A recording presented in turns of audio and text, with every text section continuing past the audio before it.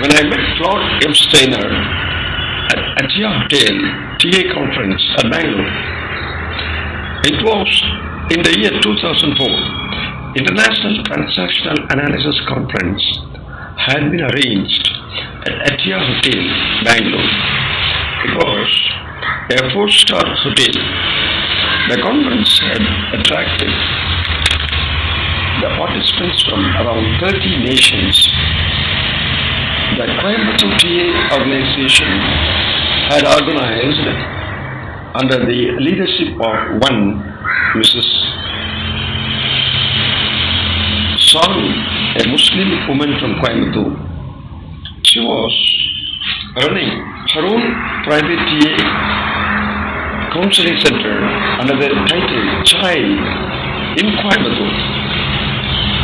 World ago was to receive Eric Berne Scientific Award in that conference, and Carlos and Saroj Wells couple came to the conference towards the last phase of their conference. Carlos was using a handstick as a crutch to stand up comfortably, while his wife Saroj was beside. As the sessions in the conference proceeded, suddenly, to my utter surprise, there appeared the famous TA stalwart, Claude M. Steiner, the author of the bestsellers like The Games The Alcoholics Play and The Scripts People Live By. Claude Steiner is supposed to be a very close friend of Dr. Eric Berne, the founder of transactional analysis theory. Steiner occupied the second place of importance after Dr. Eric Berne, with the recognition that he took TA theory application to a very high by his publications like The Games Alcoholics Play and The Scripts People Live By. She occupied such an important place in the TA world. When his turn came, he addressed the gathering of counselors. While recalling his days with Eric Berne, Claude said that Eric Berne shared his findings to just 10 members in the famous San Francisco seminar. Every Wednesday he met. It was surprising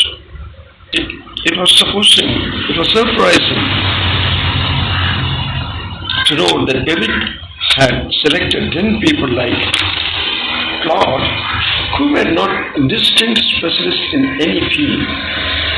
Men like him were chosen by him as seminar members. The participants were stunned to hear that Eric had not selected specialists as members of his TA seminar in 1950s to share his scientific findings. Without any feelings of shame, Claude admitted in the gathering that he was only a she-man, kind of fooling around man with no sign of responsibility as such, when he was a friend to Eric Berne, and Eric was confiding such rare details about human mind to them, Eric being a psychiatrist. Later, Claude continued to say that Claude's daughter had been married to a guy in China, that she was living with a Chinese in a Chinese community. That information also shocked everybody. He then said, on his way back from China to the conference, he went to Japan and stayed there for 10 days to tour around Japan. Then, while referring to applying TA theory and animals He made a wild Scots reference to a python and left abruptly. I could notice that she was trying to confuse people by making such a misleading reference. His idea was not to help people but leave people in a wilderness. Further, while counseling people in applying TA theory into daily life practice, he advised people not to take a harsh stance against bad people. He requested the TA participants to use nurturing parent most of the times. Everybody reacted sharply to his advice. As an elderly TA leader, she was advising people to use nurturing parent to critical parent people. Most of the participants were Indian women, and they sharply expressed their opposition with clear energy that such of his statements are objectionable.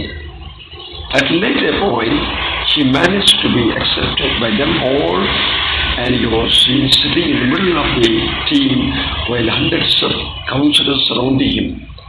Photographs and videos were busily taken, keeping him in the center of the stage. He was in great cheers. This happened in the year 2004 at the Atia Hotel, where the International Transactional Analysis Conference took place, arranged by the TA organization from Coimbatore, headed by Mrs. Saru, a Muslim woman from Coimbatore. The above note was written by me, Jayasekaran, a trained transactional analyst. While I participated in the International Transactional Analysis Conference at the Atia Hotel in the year 2004 at Bangalore, I am a trained transactional analyst by Jackie Lee Shea at the Cathaxis Institute at Bangalore in the years 1981 to 1985. Thank you for listening.